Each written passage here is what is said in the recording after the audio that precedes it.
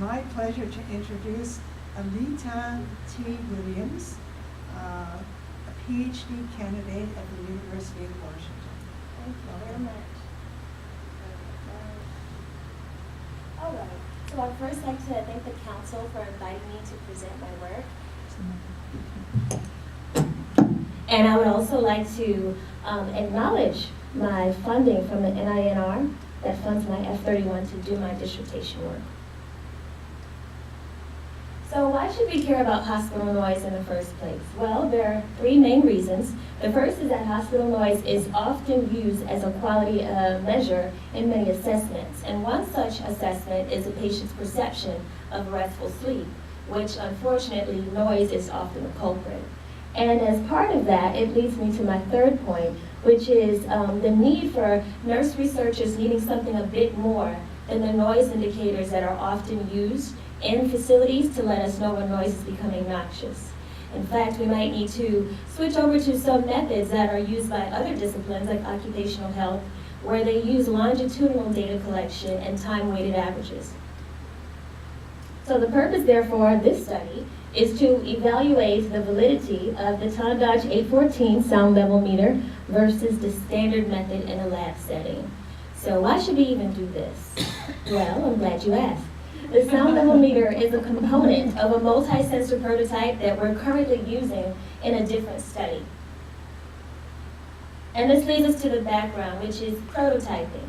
Essentially, that is what we're doing. And prototyping is basically seeing how something operates in a setting before you actually deploy it and making tweaks to it along the way. And as part of that, there are two main questions that have to be answered. The first is, how does the sound level meter compare with the standard method to validly capture A-weighted noise levels? And the second question is, what type of noise can the researcher expect on the floor? In this case, it was the neuro floor because that's the place of interest to me. And I just want to call your attention to what's meant by A-weighted noise levels. So in sound, there are many different components, and A-weighted noise levels are closer to our physiologic hearing, and as opposed to C-weighted or Z-weighted, which are a bit more flat and more for instruments, so to speak. And so what you see here are the instruments that we actually use as a part of this current study. The first instrument is the Tondage 814 sound level meter, and this is a test instrument. And this measures noise levels in decibels. The second instrument that you see, this is actually the standard method, the gold standard.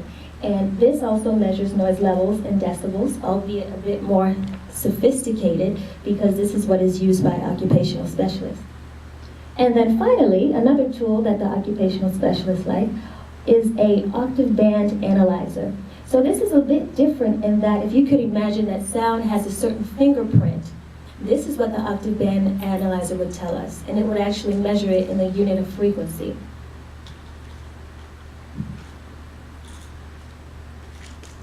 All right, leading us to our methods. So there are two experiments that we did for this current study. Experiment 1 is where we measured the sound levels and we measured the frequency. To do that, we deployed the dosimeter and the octave band analyzer on the neuro floor, and they logged data continuously. The dosimeter logged data for 12 hours continuously at 1-second intervals, and the octave band analyzer logged data also for 2 hours at 1-second interval.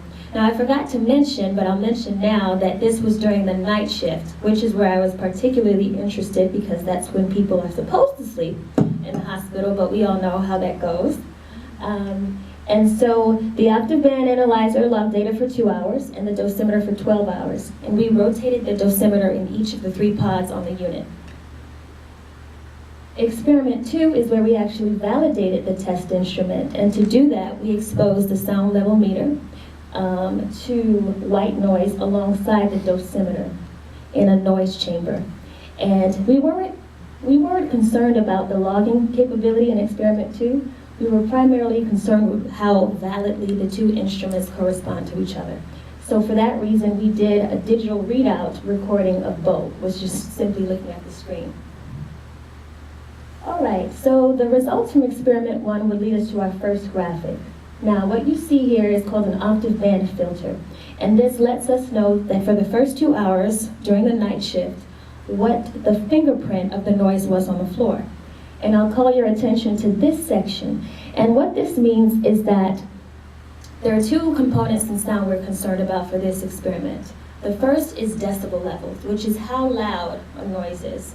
And the other is frequency, which is the fingerprint. So based on that information, the louder decibel levels were concentrated at the lower end of the frequency spectrum. And that's a surprise to me because I anticipated that the louder decibel levels would be concentrated at the higher end of the frequency spectrum, which is where your POSI alarms, your Alaris pumps, and your bed alarms tend to be, but that wasn't the case. And this graphic shows us the statistical layout of all the decibel levels that we found.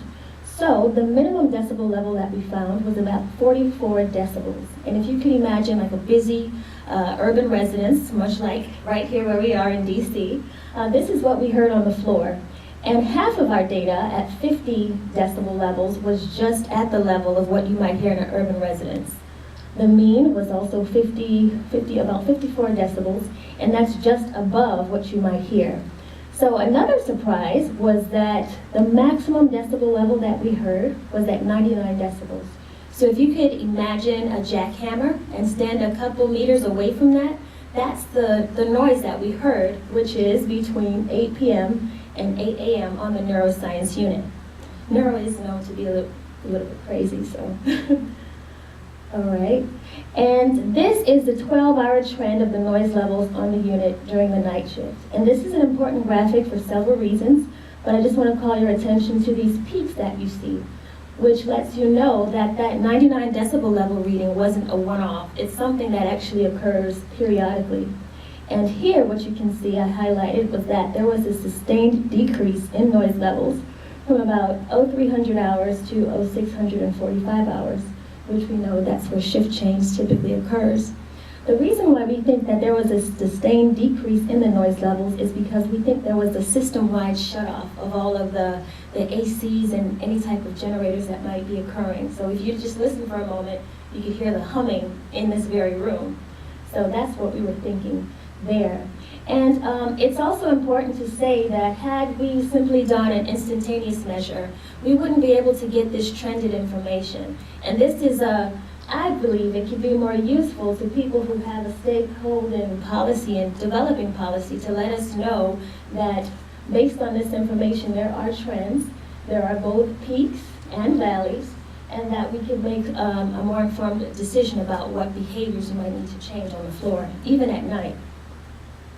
So the results from experiment 2 show us a scatter plot of the sound level meter against the noise protosender. And this is when they were exposed to white noise. So based on this, you can see that there is a very strong correlation with a Pearson R of 0.99. So my advisor told me to relish in this because this is probably the highest Pearson R that I would get. When put into a regression, a simple regression, the R-square adjusted also showed a 0.99 and a p-value of 0.001. So in summary, we go back to our two questions, which is what type of noise